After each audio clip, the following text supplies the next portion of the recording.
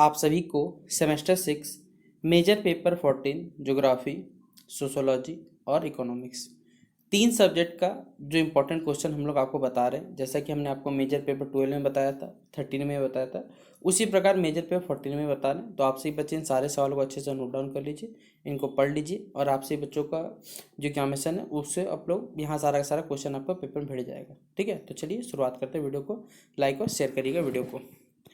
ये पहले ज्योग्राफी है, फिर इकोनॉमिक्स, देन सोशोलॉजी। ठीक है, तो आपके मॉड्यूल 1 के हिसाब से देखा जाए जो सिलेबस में क्षेत्रीय नियोजन एवं विकास के बारे में, तो क्षेत्रीय नियोजन एवं जो क्षेत्रीय विकास है इसकी संकल्पना, इसके जो प्रकार होते हैं और इसका जो क्षेत्र होता है इसके बारे में विस्तार से व्याख्या करना है। ठीक है, तो क्षेत्रीय नियोजन के बारे में बताइएगा, क्षेत्रीय विकास की संकल्पना जो है, इसके प्रकार और इसका जो क्षेत्र है इसके बारे में विस्तार से आपको बताना पड़ेगा 15 नंबर के लिए। अगला सवाल है क्षेत्रीय विकास के जो विभिन्न उपागम होते हैं, अप्रोचेस हो सकते हैं, और क्षेत्रीय जो क्षेत्रीय नियोजन यहाँ पर विकास के बारे में भी है और यहाँ पर नियोजन के बारे में भी है, दोनों को विवेचना करना है और क्षेत्रीय नियोजन की आवश्यकता जो है उसके बारे में स्पष्ट करने बोला गया है। तीसरा क्वेश्चन है भारत का नियोजन के लिए जो क्षेत्रीकरण है या रीजनलाइजेशन क्या होता है ये बताना है, और भारत के कृषि पारिस्थितिक जो क्षेत्र होते हैं, एग्रो इकोलॉजिकल जोन्स होते हैं, उनका आपको वर्णन करने बोला गया है। मॉड्यूल 2 में क्षेत्रीय विकास के सिद्धांत के बारे में, तो पैरोक्स के जो ग्रोथ पोल थ्योरी होता है इसके बारे में व्याख्या करना है और आपको क्षेत्रीय विकास में इसका जो उपयोगिता है और इनकी सीमाओं का आपको मूल्यांकन करने बोला गया है। फिर है आपको मेडल के ग्रोथ सेंटर मॉडल, इसकी व्याख्या करनी है और क्षेत्रीय विकास एवं जो क्षेत्रीय असमानताएं हैं इनको समझने में इसके महत्व को स्पष्ट करना है। फिर है हिसरमैन, रोस्तो और फ्राइडमैन के जो क्षेत्रीय विकास संबंधी जो विचार है इनकी आपको व्याख्या करने बोला है क्वेश्चन नंबर 6 में। फिर है क्वेश्चन नंबर 7 में क्षेत्रीय विषमताओं यानी रीजनल डिस्पैरिटीज से आप क्या समझते हैं, भारत में जो क्षेत्रीय असंतुलन के कारण क्या है और इसका जो प्रभाव परिणाम है इनका आपको मूल्यांकन करने बोला गया है। मॉड्यूल 3 में आपको विकास की संकल्पना आपको इसे स्पष्ट करना है, विकास के प्रमुख जो संकेतक होते हैं इसका विस्तार से वर्णन करने बोला गया है। क्वेश्चन नंबर 9 में बात करें तो विकास की देखिए जो प्रमुख समस्याएं आती है विकास के समय और इसके मुद्दों की विवेचना करनी है, विकास और क्षेत्रीय असमानता के बीच में जो संबंध है वो स्पष्ट करने बोला गया है। फिर आपको मैक्रो और जो माइक्रो प्लानिंग रीजन्स होता है इसकी अवधारणा स्पष्ट करते हुए इनका महत्व आपको व्याख्या करना है। फिर जो मल्टी लेवल प्लानिंग बहुस्तरीय नियोजन होता है और जो विकेंद्रित नियोजन डिसेंट्रलाइज प्लानिंग होता है, दोनों की आपको अवधारणा बतानी है, इसका आवश्यकता क्या है और इसके महत्व का आपको विवेचन करना है। मॉड्यूल 4 में आपको क्षेत्र विकास या नियोजन संबंधी पढ़ना है, तो नेशनल कैपिटल रीजन क्या होता है, मेट्रोपॉलिटन रीजन, कॉन्वर्जेंस तथा सिटी रीजन की अवधारणा को स्पष्ट करने बोला गया है। इंटीग्रेटेड एरिया डेवलपमेंट प्रोग्राम की अवधारणा को और इसका जो महत्व है इसके बारे में व्याख्या करना बोला गया है। भारत की जनजातीय एवं पहाड़ी क्षेत्रों की नियोजन और इसकी समस्याओं का उपायों को वर्णन करना है।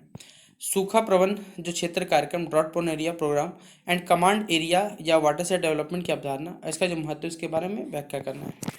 फिर मॉड्यूल 5 जो लास्ट आपका सिलेबस का टॉपिक ज्योग्राफी का, नीति एवं क्षेत्रीय विकास के बारे में, नीति आयोग की नीतियाँ एवं रूपरेखा की व्याख्या करते हुए पिछले क्षेत्रों की पहचान और इनके विकास के उपायों का वर्णन करिए। साथ ही साथ दामोदर एवं जो सरदार सरोवर जो बहुउद्देशीय नदी परियोजना है इसका आप संक्षिप्त विवरण करिए। ठीक है, तो ये था आपका ज्योग्राफी का इंपॉर्टेंट क्वेश्चन जो आपको पढ़ना है। तो आप सही बच्चे जिनका ज्योग्राफी, इस वीडियो को आप लोग दोस्तों शेयर कर दीजिएगा। देखिए ये है आपका मेजर 14 इकोनॉमिक्स सेमेस्टर 6। लेकिन मैं आपको बताना चाहूँगा अगर आपसे स्टूडेंट ने इस पेपर में पूरा का पूरा देखा जाए तो मैथ्स का कंसेप्ट पढ़ना है, क्योंकि यहाँ पर आपसे बच्चों को क्वेश्चन भी आएगा मैथ का। मैंने यहाँ पर जो थ्योरी से रिलेटेड क्वेश्चन है वो मैंने यहाँ पर लिखा हुआ, मैंने आपको यहाँ पर, क्योंकि देखिए पूरा सिलेबस अगर आप देखे होंगे, अगर आपको मालूम होगा सेट थ्योरी के बारे में बहुत सारा क्वेश्चन है जो पूछा जाएगा आपके पेपर 15-15 नंबर का। तो अगर आपसे ही बच्चों ने पूरे सिलेबस को अच्छे से पढ़ा, क्वेश्चन सॉल्व किया तो ही ये पेपर बन पाएगा, अदरवाइज नहीं बन पाएगा। मैं आपको यहाँ पर सिर्फ थ्योरी से जुड़े हुए जो सवाल बन सकते हैं वो बता रहा हूँ, पहले आपको क्लियर करना चाहूँगा, क्योंकि यहाँ पर न्यूमेरिकल्स पूछने वाले आपको पेपर में एग्जैक्टली। तो अगर आपने पहले पढ़ाई किया हो इकोनॉमिक्स का तो बेहतर होगा, नहीं किया आप इस पेपर में फंस सकते हो, मैं आपको बताना चाहूँगा। ठीक है, तो चलिए जो थ्योरी से जुड़े हुए वो बता रहा हूँ आपको। तो सेट क्या होता है इसके कंसेप्ट के बारे में, डिफरेंट टाइप्स ऑफ जो सेट होते हैं और जो वेरियस सेट के ऑपरेशन होते हैं ये पढ़ना है आपको। वेन डायग्राम के बारे में पढ़ना है। फिर फंक्शन क्या होता है, different types of function, graphical representation का आपको बताना एग्जाम्पल के थ्रू। फिर अगला सवाल देखिएगा तो इक्वेशन का कंसेप्ट क्या है, सिस्टम ऑफ इक्वेशन से क्वेश्चन सॉल्व करने दिया जाएगा आपको, एप्लीकेशन ऑफ इक्वेशन से जुड़ा हुआ सवाल आएगा।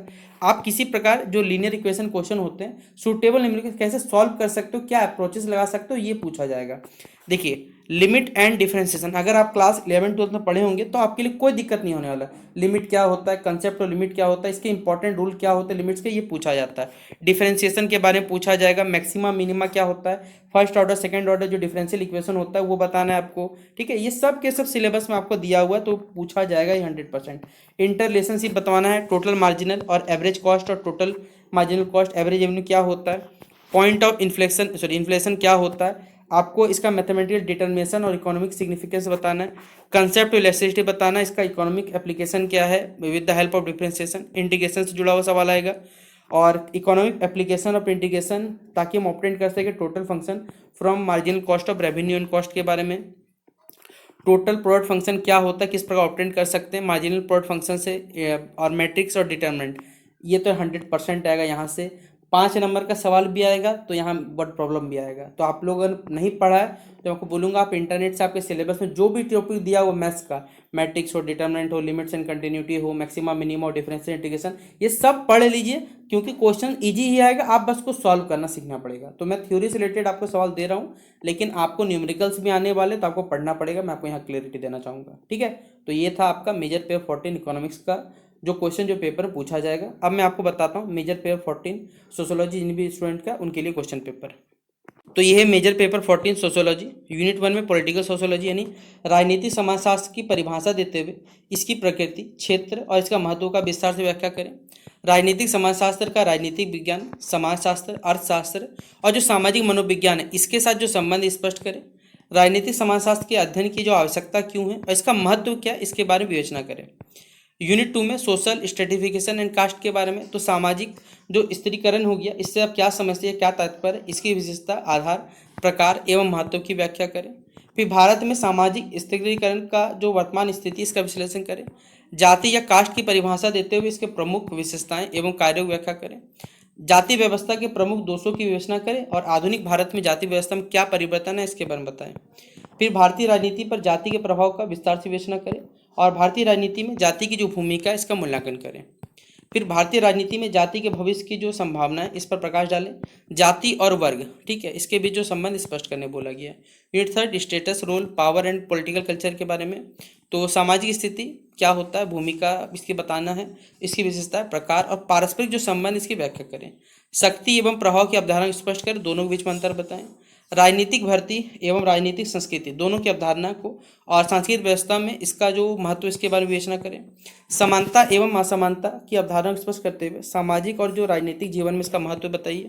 सामाजिक परिवर्तन की अवधारणा स्पष्ट करें। संस्कृतिकरण, पश्चिमीकरण, धर्मनिरपेक्षीकरण को सामाजिक परिवर्तन के संदर्भ में समझाने बोला गया है। और लास्ट क्वेश्चन रहेगा राजनीतिक संघर्ष, राजनीतिक दल और जो नौकरशाही इसकी अवधारणा, इसकी भूमिका की विवेचना करें। तो ये था मेजर पेपर 14 सोशोलॉजी का इंपॉर्टेंट क्वेश्चन। आप सभी बच्चों को मेजर पेपर 15 सोशोलॉजी तो नहीं पढ़ना है क्योंकि डिटेशन पेपर है या प्रोजेक्ट बनाना मिलेगा आपको। तो आप सभी बच्चों का जो भी माइनर पेपर रहेगा वो कमेंट बॉक्स में जरूर बताइएगा, उसके हिसाब से जो भी क्वेश्चन बन पाएगा, चाहे डिसिप्लिन से था चाहे वोकेशनल से, ये जरूर मेंशन करिएगा। और कौन से कॉलेज के स्टूडेंट हैं आप लोग जहां हमारा वीडियो देखते हैं ये बताइएगा। तो शेयर करें इस वीडियो को अपने सभी दोस्तों के साथ। मिलते हैं इस वीडियो पे, तब तक के लिए जय हिंद और जय भारत।